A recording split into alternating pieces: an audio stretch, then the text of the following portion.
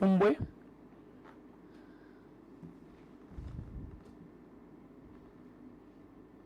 Yeah, start with me. Good morning, LIMULUNGA.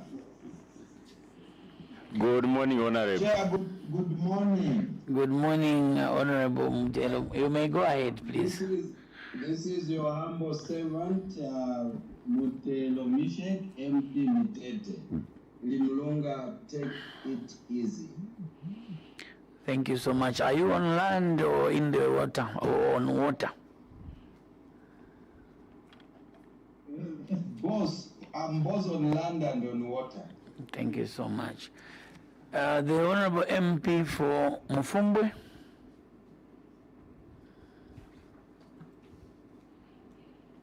The Honorable Member of Parliament for Dundumwezi.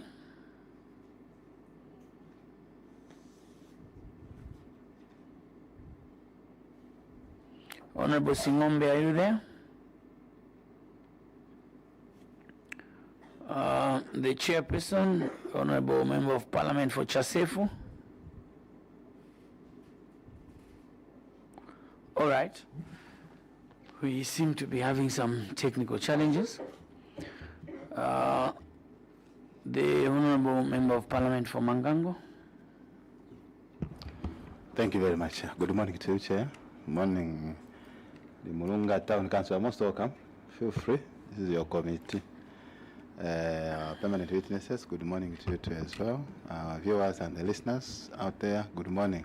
All our colleagues in the diaspora, like my brother, Honorable Mutelo, Honorable Kamondo, Honorable Singombe, Dr. Mwanza, the chair himself, good morning to you. I know you are getting me. Somewhere we have some internet problem, but they can hear. Our colleagues behind the machinery that are able to make sure that we come live on TV and on radio. Behind the machinery there, they are rarely seen, but they are doing a very good job. Good morning to you too. Thank you so much, Chair. I'm Mwene Luhamba, Member of Parliament for Mangango. Thank you. Thank you. The Honorable Member of Parliament for Siavonga. Chair, good morning to you. LIMULUNGA, good morning and welcome. Morning, permanent witnesses. I'm Mulunda Darius, Member of Parliament for Siavonga constituency. Chair, thank you. Thank you so much. CS and your team, Christopher Shakafuswa is my name. I represent the good people of Mandevu constituency, and I think I did welcome you to Mandevu outside. Once again, welcome to Mandevu constituency. We host the National Assembly of Zambia, and we proudly do so. I'm the vice chairperson of the committee and privileged to chair the session this morning. I now wish to call upon you to present your memorandum, CS. Thank you very much, Chair. Before I go into the report, Chair, I have some requests to make. We have an addendum we made for a particular query under cross-cutting issues, that is 2.5, as well as some attachments for 3.0. Chair, also I wish to withdraw some attachments that are on 10. Under 10, there are bank statements that are not clear. Those are not even supposed to be part of that, but we have reprinted them and put them at the end. Instead, they are meant for Appendix 9 in our main appendices. We'll be able to guide the committee, Chair. If you allow, Chair, I submit that they be admitted. No problem. I was almost putting it on record that the reports for today are very lean, but now we're having more information. Please go ahead and distribute to Secretary. Thank you very much, Chair.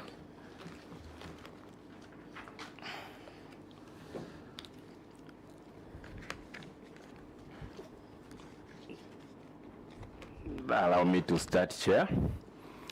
Go ahead. This is a memorandum to the committee, Chair, for the financial year ended 31st December 2024. That is paragraph 67 for the Constituency Development Fund. Chair, this report includes, under paragraph 67 mentioned, appendices, that is under cross-cutting issues. We have appendices 1, 1.1, 2.1, 2.2, 2.3, 2.4, 2.5, 3, 3.1, 6, 7, 7.2, 10, and 11.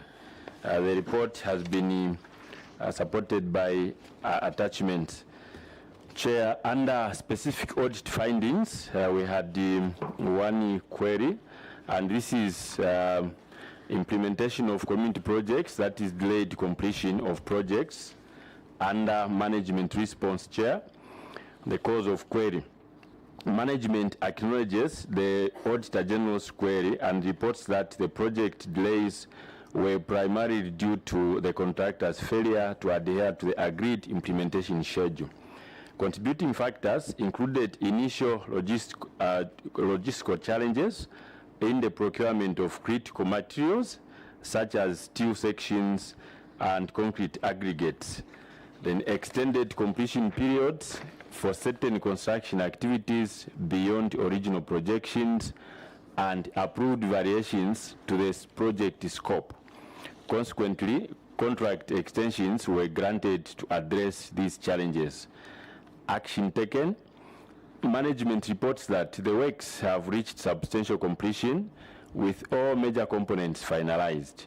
Outstanding activities are limited to minor finishing works and cleanups, fitting doors, installation of dining hall furniture, and completion of the external firewood kitchen, which are essential functional components expected to be completed within 4 weeks.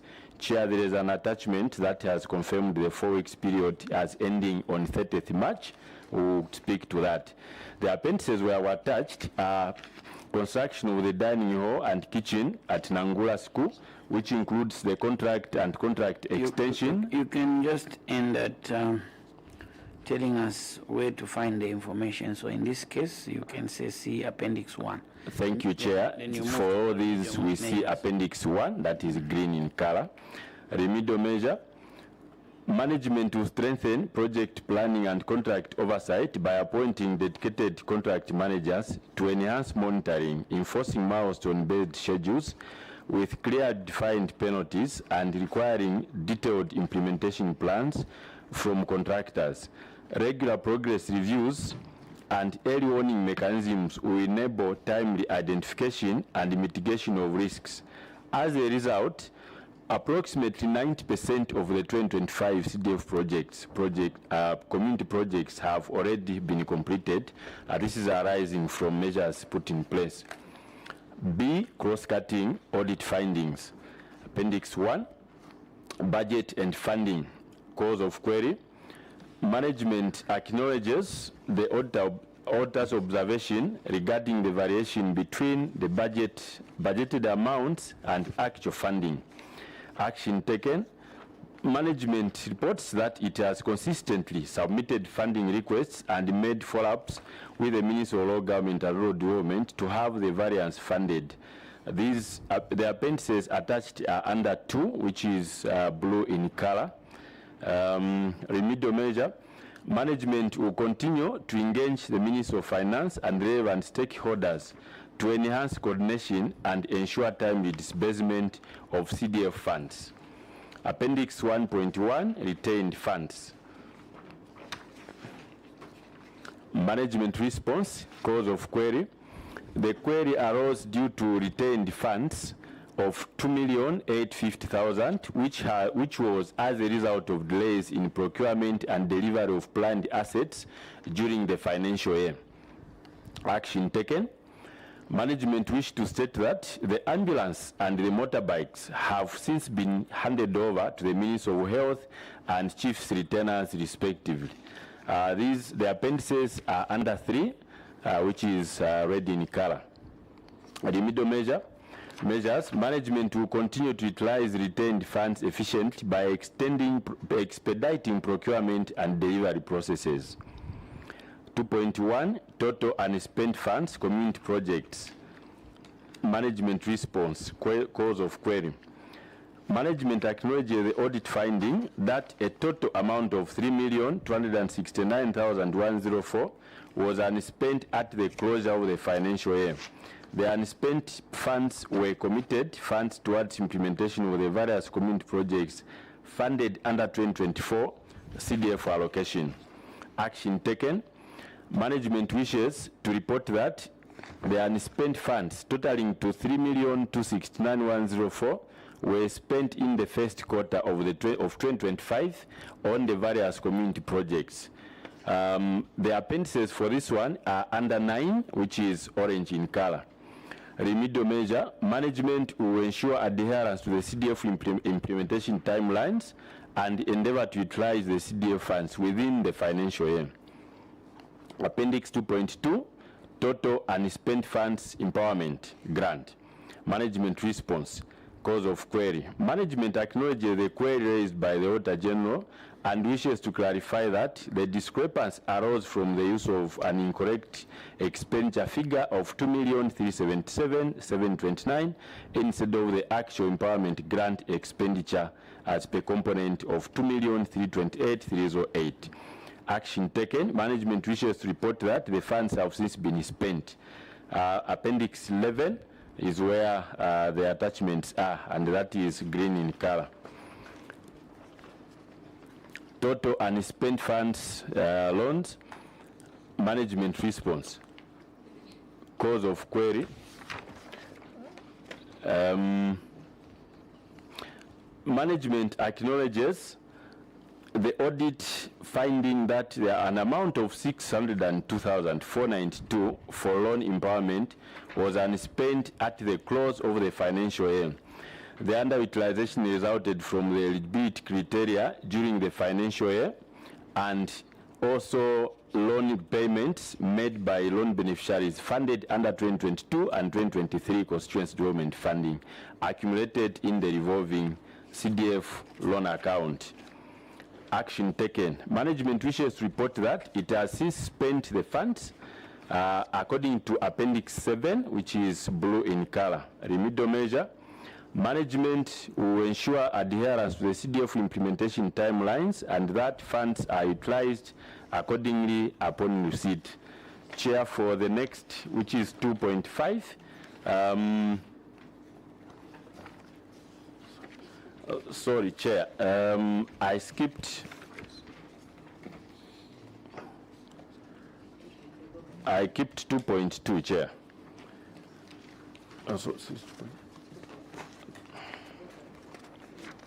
2.3.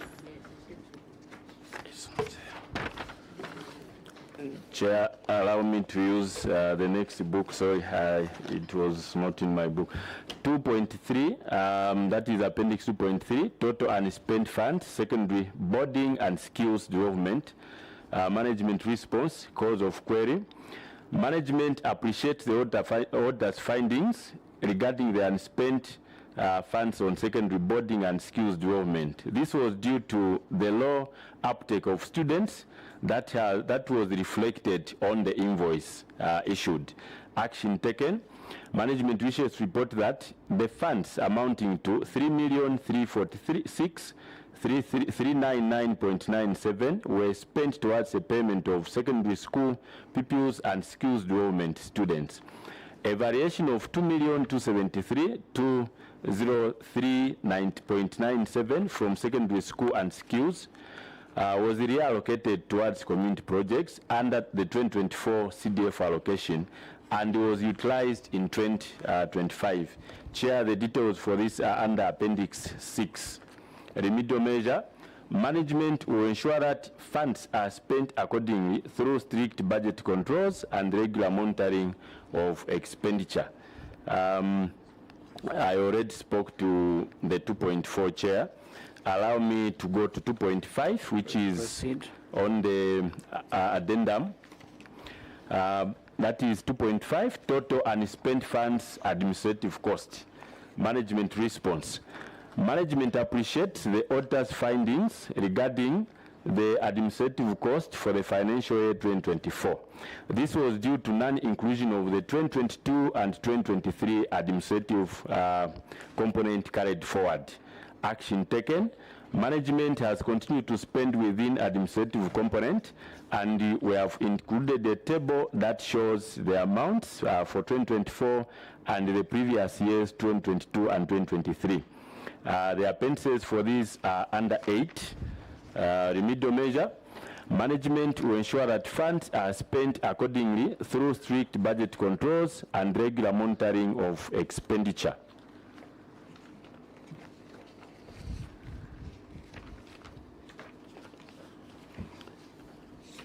Chair, on the same addendum, allow me to go to Appendix 3, which is Community Project, Management Response. This shows the work in progress for the projects that were captured in the main table, Chair. This addendum is read together with the main text in the main report. And in the main report on the cause of query, Chair, we have given a general response for the first 2 queries that are shown on the table. And then in the addendum, we have indicated details of each project in 2024, as indicated.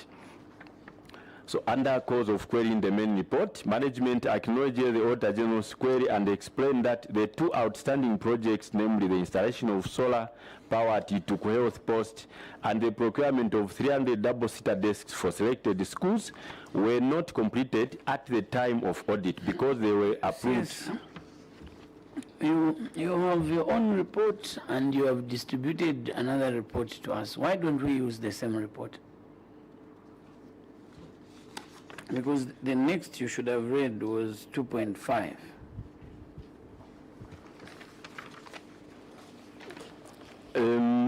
Chair, as I explained earlier, the 2.5 in the main report has a minor difference with the one in the addendum on the cause of query, where we, in the main report, we said it was due to omission or non-inclusion of administrative funds from 2022 and 2023. But in the main report, if you check, we made an error of repeating 2024. Go ahead. Sure. Thank you, Chair.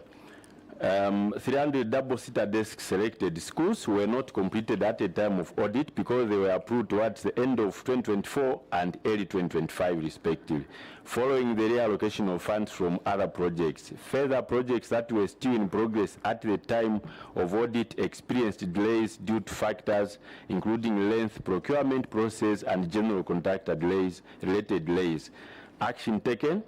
Management reports that installation of the solar system has been completed and is fully operational as evidenced by the attached inspection report, and the 300 double desks have since been delivered as confirmed by the goods received notes. Furthermore, the remaining projects that were works in progress at the time of audit are now at various stages of completion as detailed in the status report that is attached under Appendix 9. Remedial measure.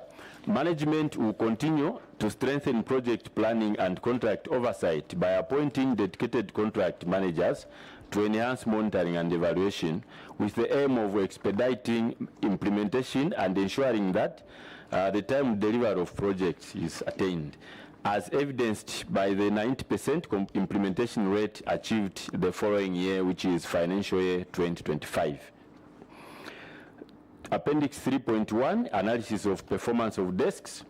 Management response, cause of query. Management acknowledges the audit findings that 1,137 desks had not been delivered at the time of the audit due to delays in the contractor's execution of the works. These delays were attributed to shortage of readily available timber, to desk platforms and power load management challenges, which compelled suppliers to rely on alternative energy sources, thereby affecting the fabrication of steel frames. Action taken. Management reports that the 1,137 outstanding desks have since been delivered to the designated schools and are currently in use by the intended beneficiaries. Under Appendix 10, we have provided all the details. Remedial measure. Management will endeavor to ensure that there is timely completion of community projects. Chair, we realize that in our report, there were some faint goods received notes, so we got a clear copy for reference at the time in case to be required. Appendix 6, Youth and Women Empowerment Grant Performance Analysis. Management response, cause of query. Management acknowledges the query raised by the Auditor General and wishes to clarify that the discrepancy arose from the use of an incorrect expenditure figure of 2,377,729 against the actual expenditure of 2,328,000. Additionally, the reported approval rate of 26% resulted from the comparison of the 339 applications received against the 89 beneficiaries who were approved and funded within the available allocation based on the established eligibility criteria. Action taken. Management disbursed all empowerment grant funds in accordance with the 2024 CDF allocation. Under Appendix 11, we have provided the details. Remedial measure. Management will continue to ensure timely submission of fund requests in line with the CDF allocation and prompt disbursement of funds to approved beneficiaries. Appendix 7, misapplication of loans. Management response, cause of the query. Management acknowledges the query raised by the auditor and reports that it arose due to the change in project by the beneficiary from the approved piggery business to transport business without prior approval. Action taken. Management promptly engaged the beneficiary and requested a formal written explanation regarding the misapplication of funds.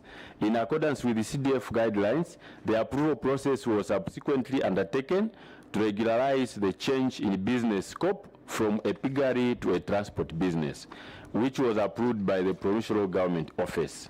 We have provided attachments under Appendix 12. A remedial measure. Management will continue to conduct monitoring visits to ensure compliance with approved business activities. 7.2, failure to recover loans. Management response, cause of query. Management acknowledges the query raised by the Auditor General and reports that it arose due to the non-payment of the expected monthly loan repayments for 2024. As a result, only 1,006,881 was collected against the expected amount of 7,286,906, leaving an outstanding balance of 6,280,022 kwacha. Action taken. Management has continued to follow up with the loan beneficiaries and has conducted engagement meetings aimed at improving loan recoveries and recovering accumulated arrears in full, including applicable penalties. Management has since collected 1,462,606.45 against expected collection of 7.286903, leaving an outstanding balance of 5,824,286.55. We have attached under Appendix 13 details of the efforts that have been made. Remedial measure. Management will continue to engage loan beneficiaries to ensure timely repayments and to facilitate the revolving of funds, thereby enabling other eligible beneficiaries to access financial support. Appendix 10, unsupported payments. Management response, cause of query. Management acknowledges the query raised by the Auditor General regarding unsupported payments amounting to 34,376 relating to 4 transactions. The query arose due to the absence of adequate supporting documents at the time of the audit. Action taken.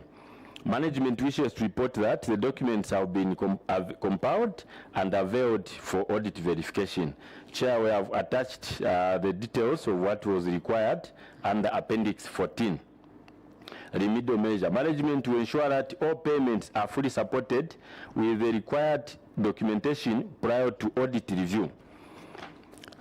Appendix 11, failure to obtain ZRI clearance before payment. Management response, cause of query. Management acknowledges the query raised by the Auditor General on failure to obtain the required clearance in certain instances resulting from delays in feedback from ZRA in processing specific transactions. Action taken. Management informed the committee that significant improvements were made in this area during the following year, which is 2025, with the transactions amounting to over 15 million kwacha subjected to ZRA clearance prior to the processing of payments to suppliers. Under Appendix 15, we have provided garnishing details. This report, Chair, has been submitted to your committee for consideration, and management wishes further to assure the committee that the remedial measures outlined will be duly implemented.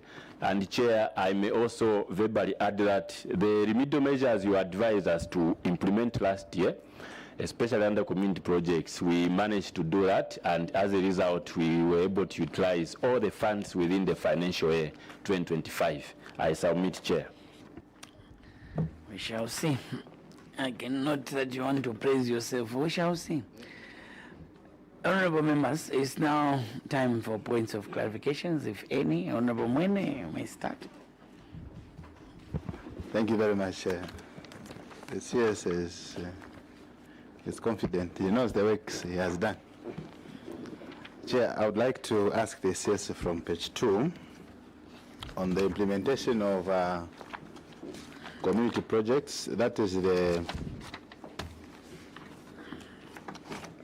construction of the dining hall and kitchen at Nangula Secondary School.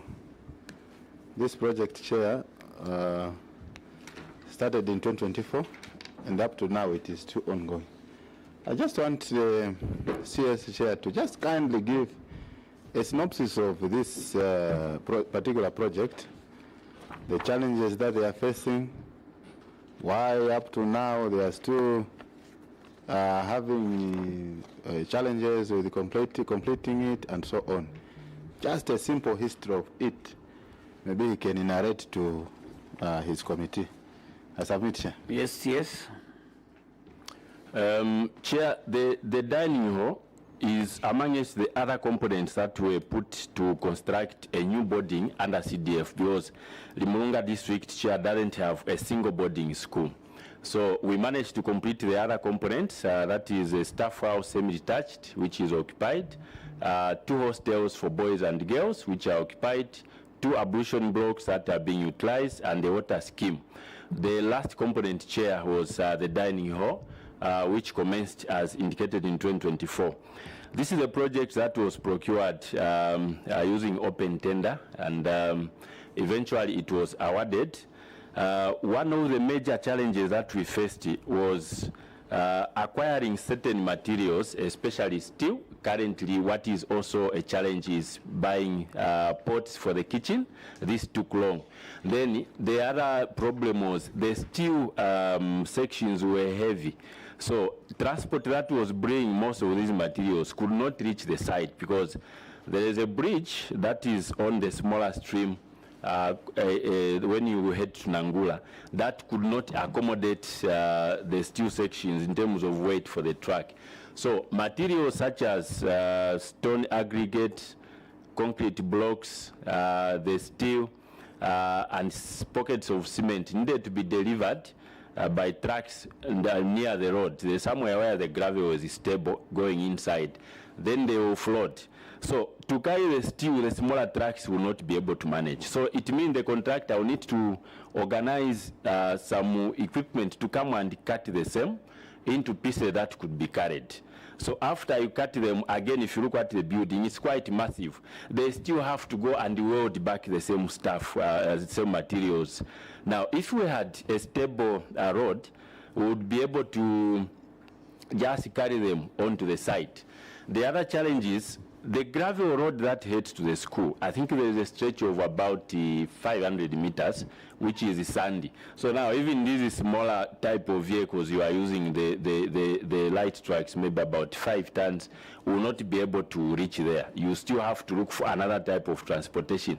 I think these were some of the unforeseeable challenges the contractor faced.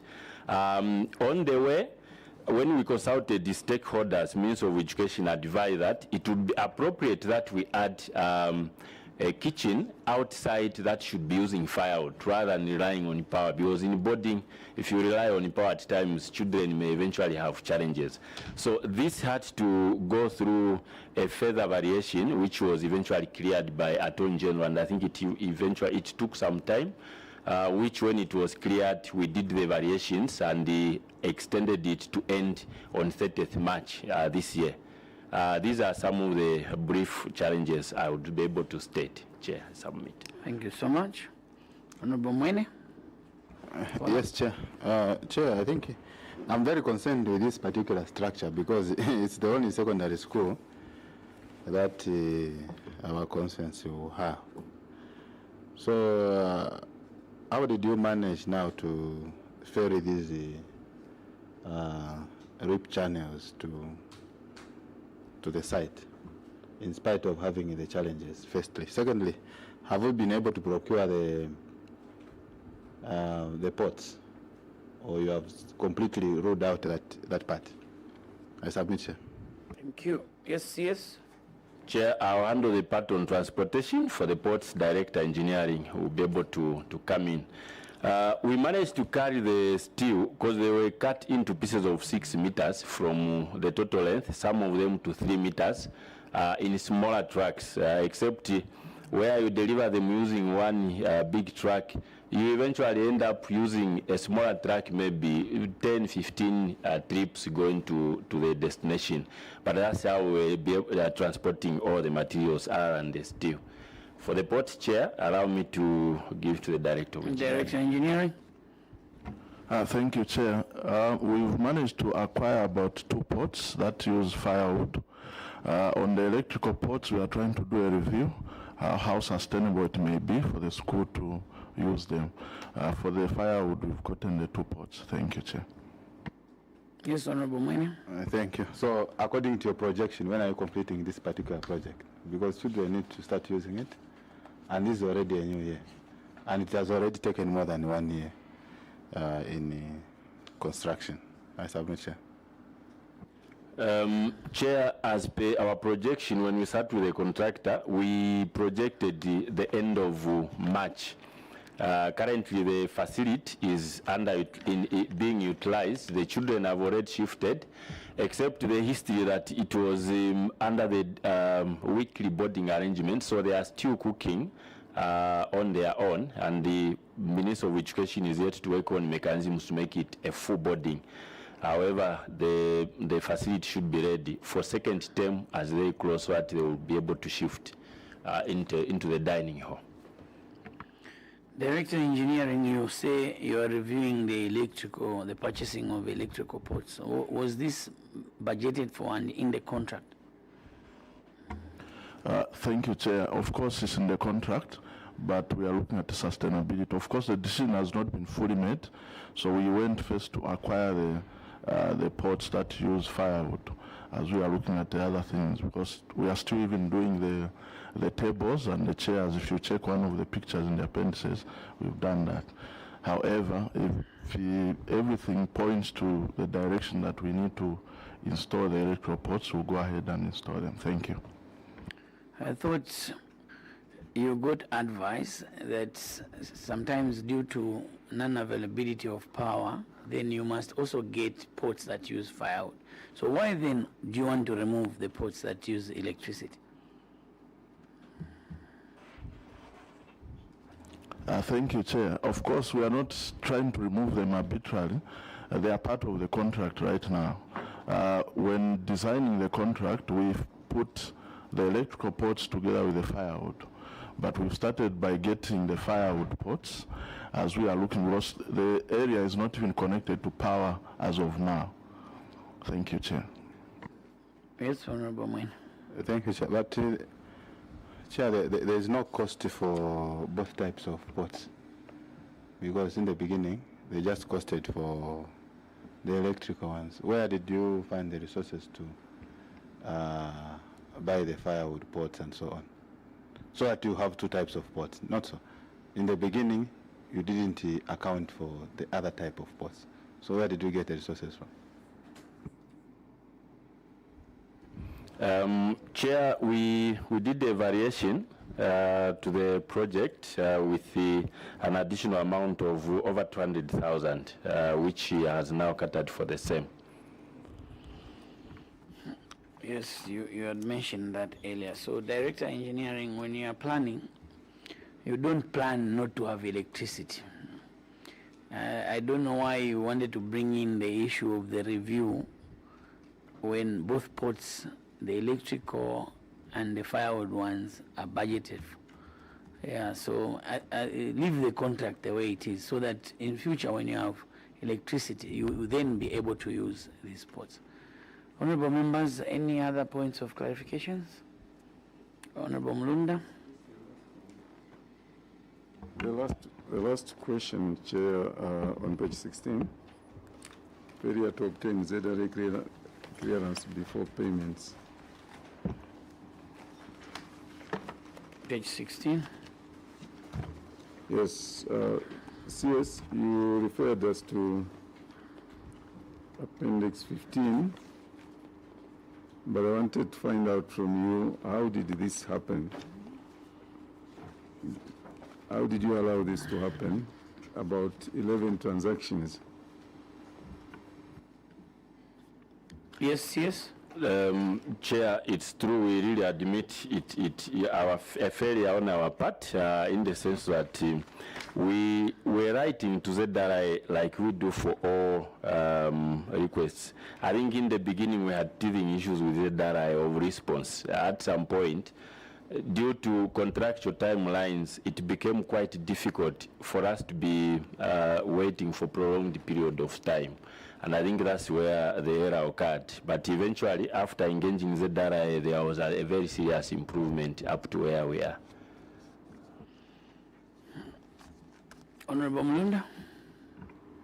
We appreciate your response, yes, but if it was 1 or 2 transactions, we would have said maybe it's an oversight or maybe it was difficult to engage ZRA, but if you went up to 11, it means you took it that it became a normal norm to do business.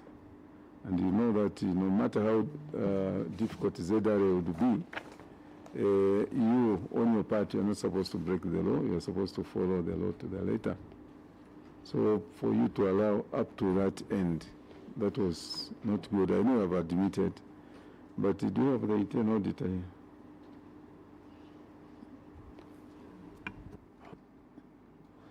Chair, we do have the internal auditor. Maybe before she comes in, I can mention, Chair, that the number 11, sometimes you may think it is over a period of time, but actually you may find it's within a period of 1 week because you have a number of suppliers and contractors making claim. Otherwise, we really admit the failure on our part to wait for the ZRA. So, what measures have you put in place to ensure that you obtain ZRA clearance before payments? Chair, as we have put on Appendix 15, we have put measures in place where we, after the engagement, the response has been faster. Within a day or 2, they respond. So we submit the whole list, they respond, and then we get the amounts and pay. Currently, they have improved further. Now we have the smart invoices. Once that is sent now, their system is more effective. Previously, we would have to pay the amounts ourselves, and then you confirm with them, then you proceed to pay the contract. Otherwise, we are no longer allowing payments be made without garnishing, Chair. Honorable Mulunda, on the same. Okay. Yes, Honorable Mwini. Yes, Chair, the CSA was about to bring in the internal auditor. Maybe internal auditor has a reason to why she okayed that, even maybe she can come in just to elaborate on why she okayed that. Internal auditor. Thank you, Chair. We advise management on the issue of garnishing. If you look at some of the appendices that we've even attached to this document, Chair, you see the comments that we wrote where we advise that the payments should be sent for garnishing. Honorable Mulunda, next question. It's on page 15. I wanted to find out as Page well 15. Appendix 10 and supported payments for transactions. Council Secretary, did you see these transactions? Chair, the transactions passed through my office with the relevant details required, but mainly it was on the part of receipts where we had a challenge.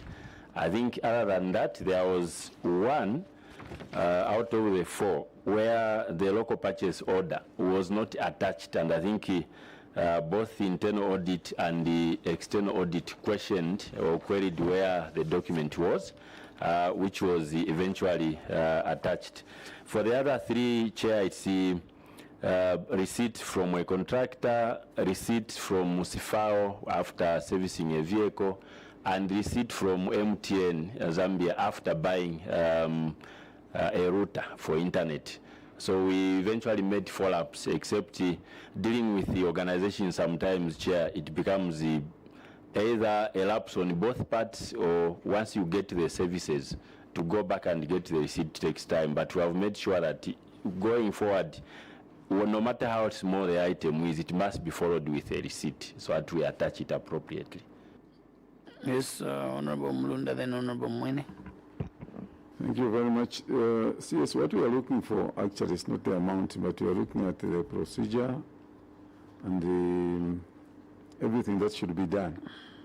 You said dealing with organizations at times is a challenge. That's the easiest actually, because you don't deal with an individual that would say I've thrown that receipt or that piece of paper, because they need the record as well. But if you have those, like these 4 transactions, and you couldn't get documents ready before the external auditors, came to your institution, should have corrected these, and then you don't need these small queries, anything that you are able to explain. You come and explain here beautifully, and you are unable to explain to the auditors, or unable to produce the documents to the auditors when they are needed. We are trying at all costs to run away from that, and we want 0 queries. All these local authorities that we have been interacting with, I think so far so good. But that's the trend that we are looking for. So we don't need this attitude, Chairperson, I thought I should just mention. Thank you so much. Honorable Mwene. Chair, I almost just said the same to say, almost what Honorable Mulunda said. Such matters, you see the auditors. Then you iron them out, so that you have fewer queries. Because even as small as it is like this, these are queries. Yeah. Otherwise, it doesn't go well to come and answer that, no, after you left, then we found them, then we did it. Why didn't you communicate with them and iron out some issues? I think that is very, very paramount. It's very, very important. Chair, that being the case, I then maybe can go to the next question. Okay, before, I just wanted to seek clarification. In your explanation, you said that the internal auditor actually questioned one of the payments, which didn't have a local purchase order. How then did you proceed to make a payment when the internal auditor had questioned this payment?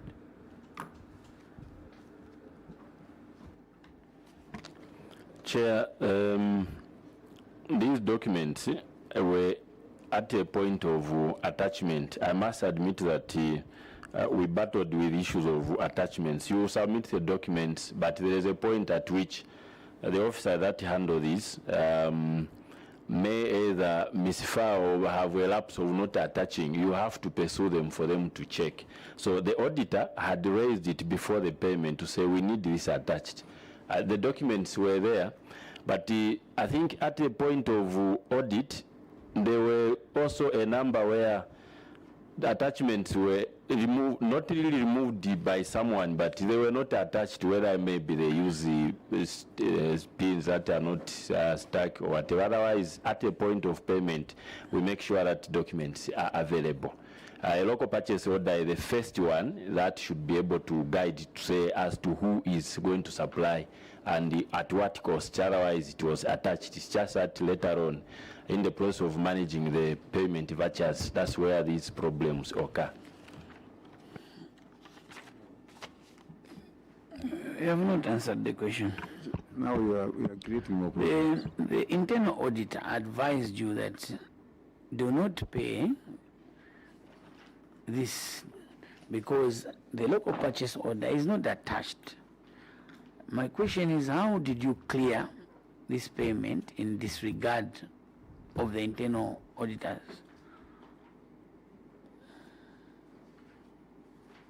CS. Chair, a number of documents go through post-audit. Though it would be difficult for me to confirm at what point, whether it was before or post-audit. Otherwise, sometimes they go through the PVs when you have gone through. And then this particular one was questioned by your internal auditor and the external auditor from Office of the Auditor General. This is why this is a query, because your internal auditor said this does not have the LPO attached. And because that document was not there, even the external auditors have picked it as one of them. And this answer is coming from you. So maybe my direct question is, what are you supposed to do when your internal auditor advises you? Because this office actually reports to you, CS. When they advise you to say, this is questioned and do not make payment until this document is attached, are you supposed to pass the payment? Chair, I don't pass where she has issued comments prior to any payment, unless she writes after the transaction is done under post-audit.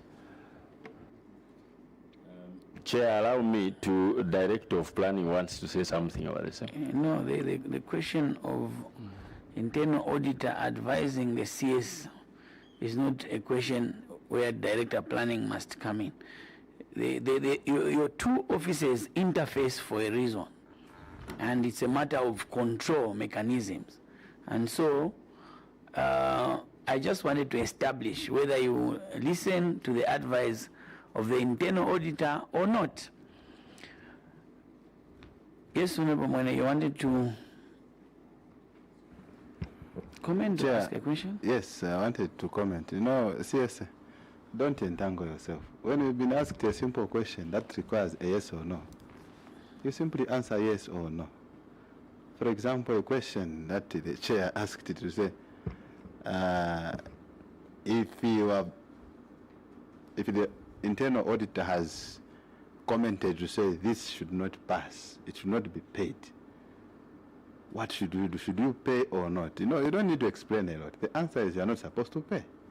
Then the next question for the chair now comes in to say, if you are not supposed to pay, why did you pay? That's the question. So maybe you can answer to that one. Even when internal auditor said you are not supposed to pay, because there are no documentations attached to it. So the question is, why did you pay? Now you are bringing in another issue.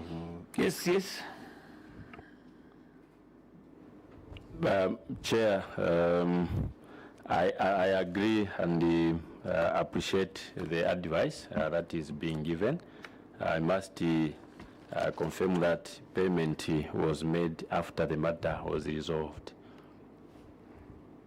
Otherwise, she reports to my office, and as per guidance, I ensure that we follow up with all the advice that come from that office. Yes, I must admit that from last year, your council has made some significant improvement in terms of implementation of CDF projects, as well as the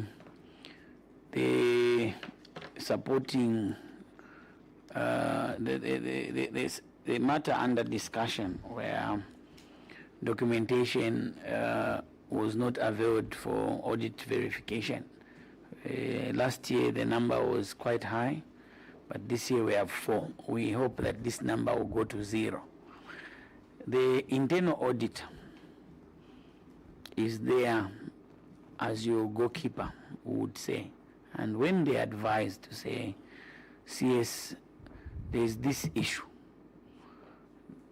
this is to ensure that there's prudent utilization of resources in the council, to ensure that procedures governing finance management are followed.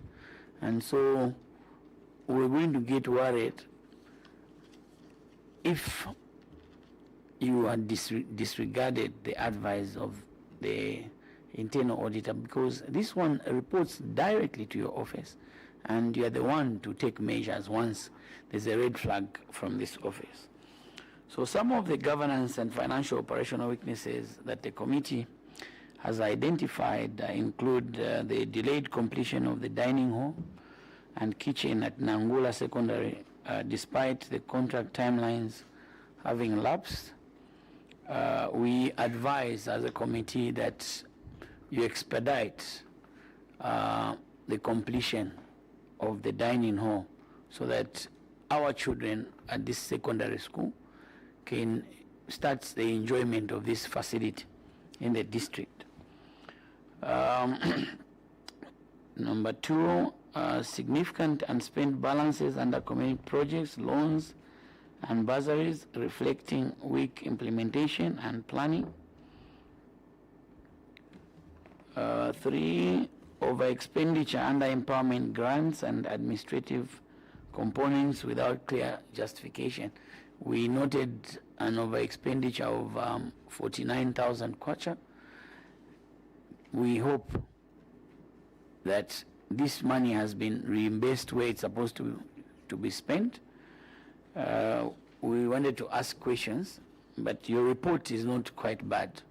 So our advice otherwise as key priority areas, your take home is strengthen contract management and enforce performance guarantees to prevent project delays, improve planning and ensure timely utilization of CDF funds within the financial year, establish a structured and enforceable loan recovery framework, including legal action against persistent defaulters, enhance monitoring of loans and grant beneficiaries to prevent diversion or misapplication of funds, ensure strict compliance with statutory requirements, including mandatory tax clearance before payments, improve financial record keeping and ensure all payments are fully supported.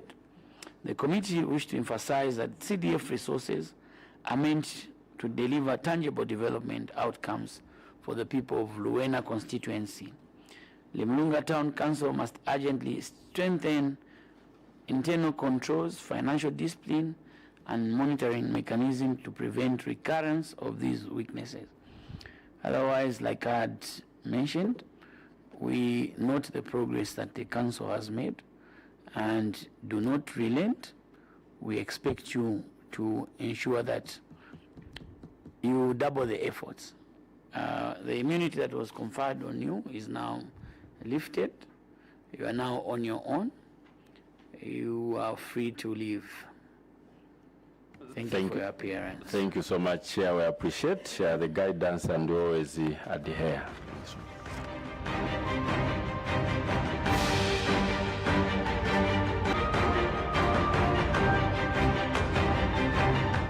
Well, good morning and thank you for being with us on Parliament Television. You're just from watching the Committee on Local Government Accounts, in which LIMULUNGA Town Council, led by their Council Secretary, Mr. Namenda Kaonga, is just from making an appearance before the committee. That's for the consideration of the report of the Auditor General on the Constituency Development Fund for the financial year ended 31st December 2024. And the next witness that the committee expects to appear is Sikongo Town Council. On live commentary, my name is Taze Piri, of course, alongside our sign language interpreters Chola Kauma and Jason Mande. Keep watching Parliament Television, the only station that brings Parliament closer to you.